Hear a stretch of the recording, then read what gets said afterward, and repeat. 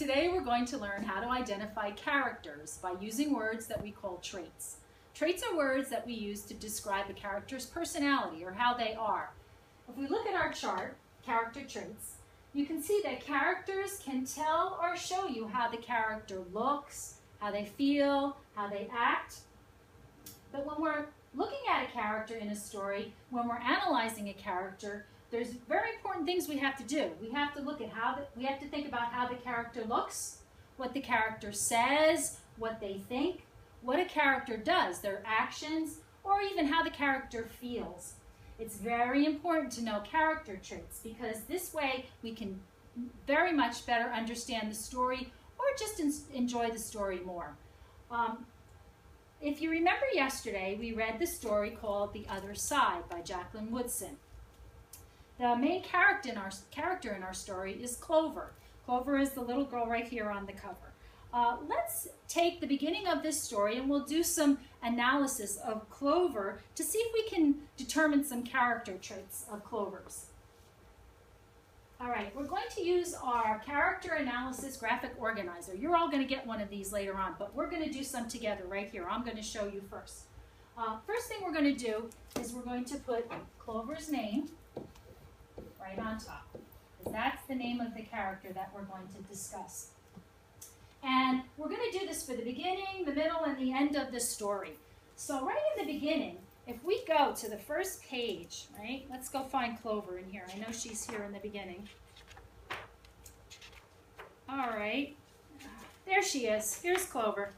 And we can say, what does the character look like? Well, when I'm reading the story and looking at boys and girls, this is very important that you know.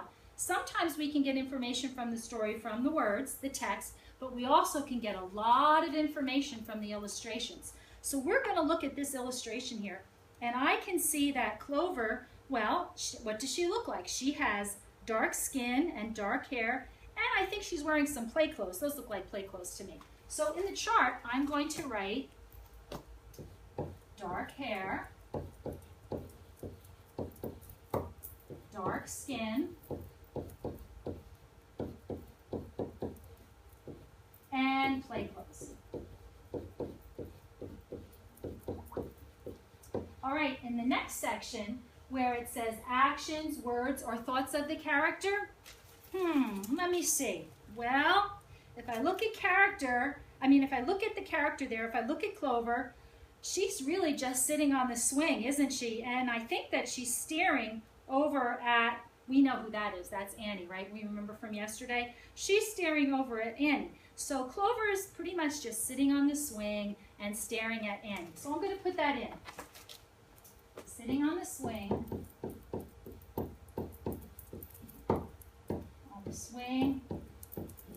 and she's staring at Annie. And she's thinking about that little girl over there. So I'm going to say she's thinking about the little girl over there. She stares at her and she's thinking about her. So we're going to say she's thinking about Annie. She's pretty much wondering about Annie. Okay.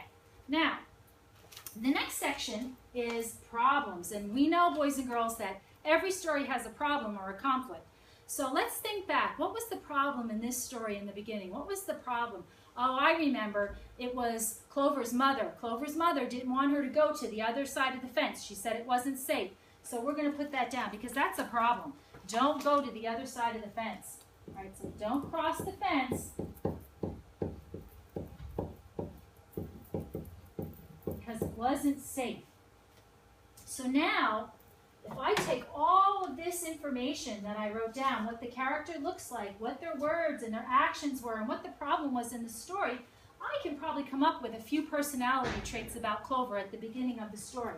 So I might be able to think of those in my head, but what Mrs. Sikanowitz did was I put a whole list down here for you to choose from.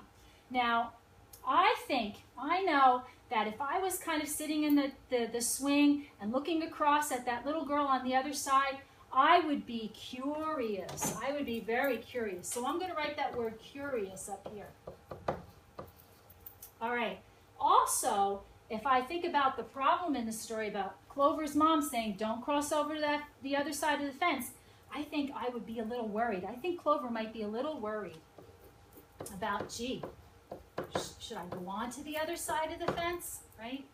And the last thing that I want us to do is make a connection. Good readers, when they read, they make connections from the text to things that happen in their own lives. And the connection that I made when I was reading this was when I was a little girl and I used to go on vacation down the shore with my family every year. We'd go up on the beach and I'd be by myself and I would want to make friends, and there'd be lots of other children on the beach. But I was kind of curious and worried. Should I go make friends with them? Should I go talk to them? So that's my connection. It kind of made me think of that. So I'm going to write in this part, making friends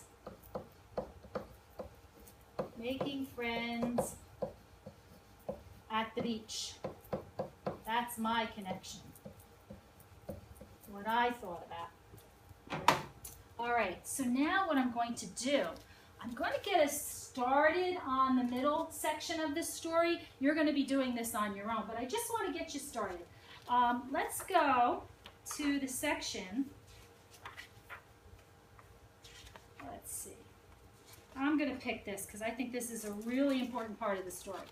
And what you're going to do when you go sit down on your own is you're going to go and you're going to get your own graphic organizer, and you're going to look at the page, maybe even read the words, and say, what does the character look like?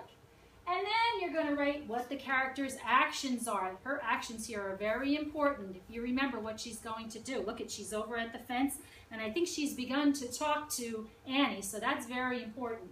And then you're going to think about the problem again. We still have that problem about crossing the fence, don't we, right?